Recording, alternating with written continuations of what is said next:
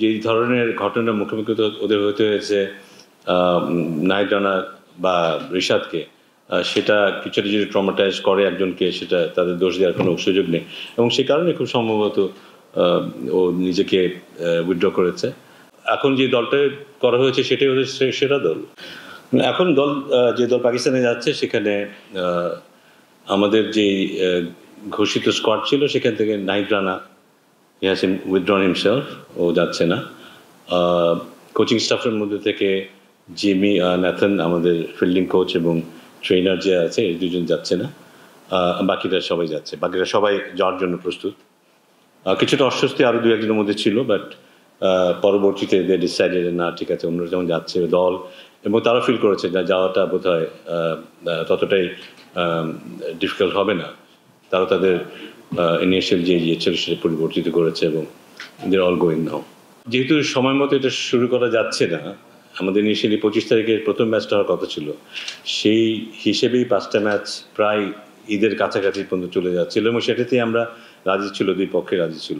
এখন যেহেতু 25 তারিখের জায়গায় আমরা 28 তারিখে খেলাটা শুরু করছি, এটা 5টা ম্যাচ খেলা সম্ভব না এই সময়ের মধ্যে, এবং সেই ক্ষেত্রে সিরিজের একটা অড নাম্বারটা এনশিওর করাটাও জরুরি। সেই জন্যই 3টে ম্যাচ খেলা হচ্ছে একদিনের বিরতিতে।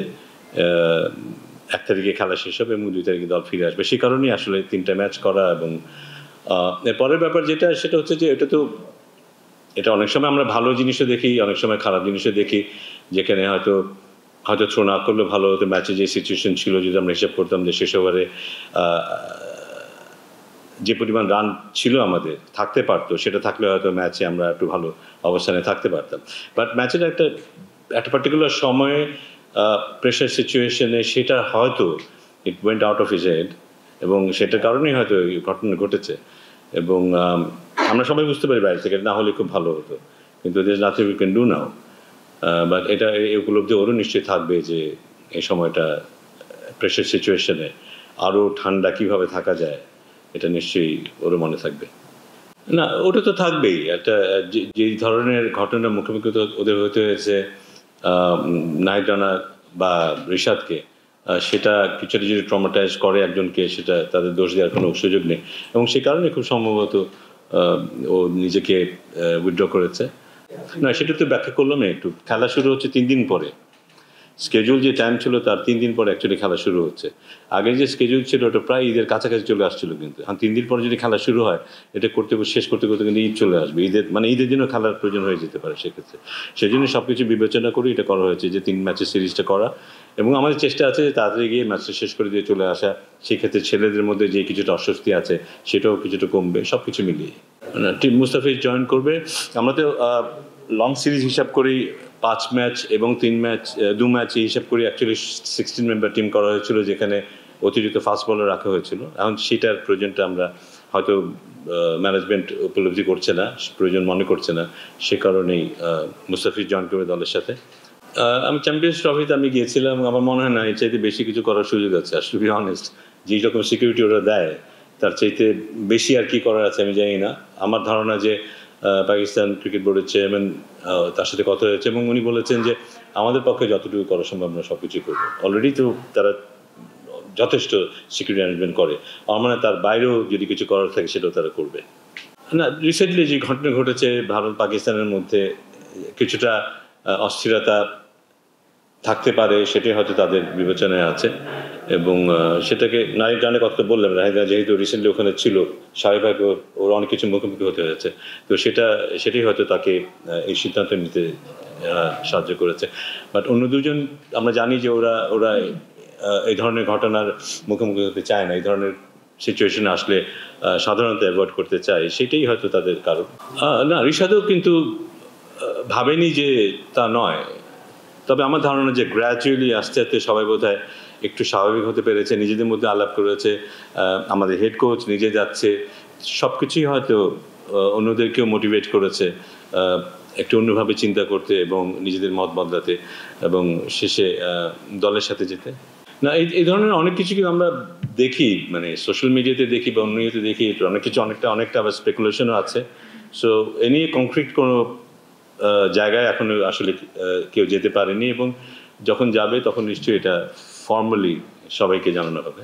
আমাদের দেশ থেকে সিকিউরিটি পার্সোনালরা যাবেন ওখানে, একটা group of people will go, তারা দলের সাথে থাকবে আলাদাভাবে সিকিউরিটি দেখার জন্য।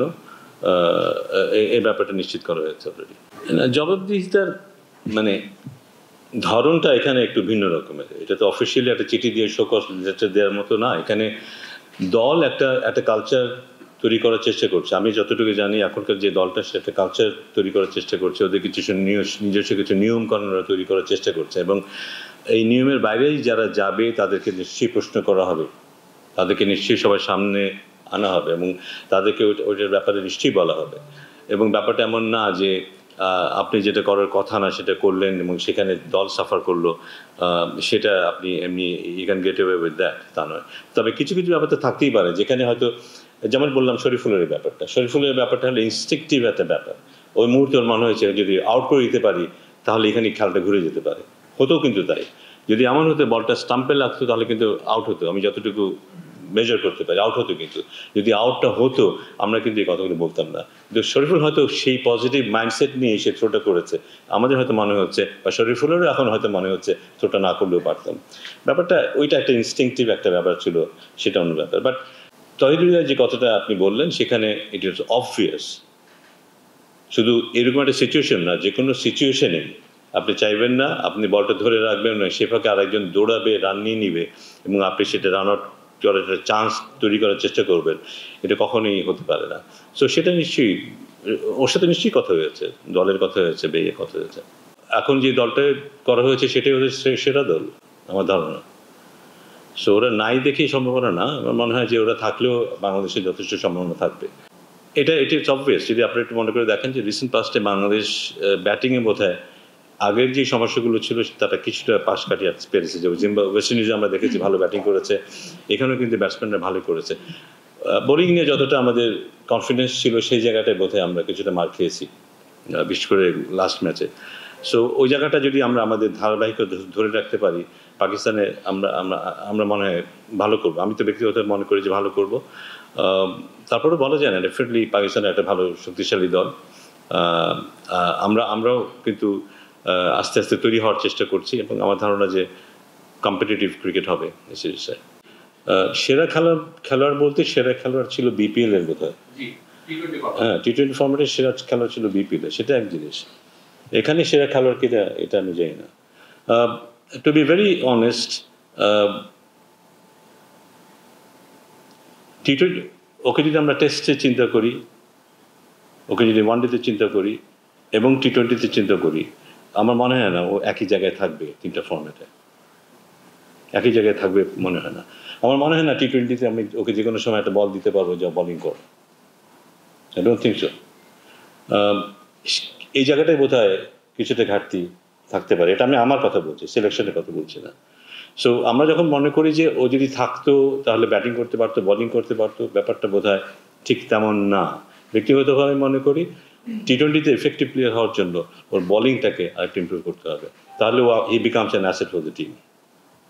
এটা আমার ব্যক্তিগত মতামত বলছি আমি। ও আমার খুবই ফেভারিট একজন ক্রিকেটার, আমি ওকে চিনি 10-12 বছর ধরে, মাঠের বাইরে চিনি আমি। এবং আমার ধারণা যে ওর মধ্যে যেই জেদ আছে বা ইয়ে আছে, আমরা হয়তো ভবিষ্যতে ওকে দেখবো, টি-20 ফর্মেটে দেখবো, এবং আমাদের ওরকম একটা খেলোয়াড় দরকার।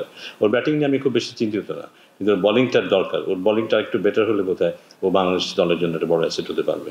আপনি যদি ইউএর কথাই বলেন, যে হ্যাঁ ইউএই কিন্তু খুব বেশি দুর্বল একটা দল তা না, কিন্তু আমাদের যেটা উচিত ছিল কোনো সন্দেহ নেই। বাট এটা একটা প্রসেস। আমার ধারণা যে অনেক সময় দুই পা সামনে আগানোর জন্য এক পা পিছাতে হয়, কিন্তু আমার মনে হয় এটা আমাদেরকে কিছুটা হলেও জাগিয়ে তুলবে, আমাদের অ্যাটেনশনটাকে ঠিক জায়গায় নিয়ে আসবে। আমরা কিছু ভুল করেছি কিন্তু এই ম্যাচে, নয়তো হয়তো এই ম্যাচে আমরা জিতে পারতাম। এই ম্যাচে অনেক পজিটিভস আমাদের ছিল কিন্তু। বাট টু বি অনেস্ট, যে আমার ধারণা যে আমরা সামনে গ্র্যাজুয়ালি আরও ভালো করতে পারবো। আমার মনে হয় এই ইউএই সিরিজে আমরা একটা বড় জিনিস দেখেছি, সেটা হচ্ছে যে আমাদের যে খেলোয়াড়টা প্রথম ম্যাচে সেঞ্চুরি করলো, সেই খেলোয়াড়টাকে বসিয়ে দিয়ে আরেকজনকে সুযোগ দেওয়ার সাহস দেখাতে পেরেছে টিম ম্যানেজমেন্ট। এটাকে আমি খুব বড় করে দেখতে চাই।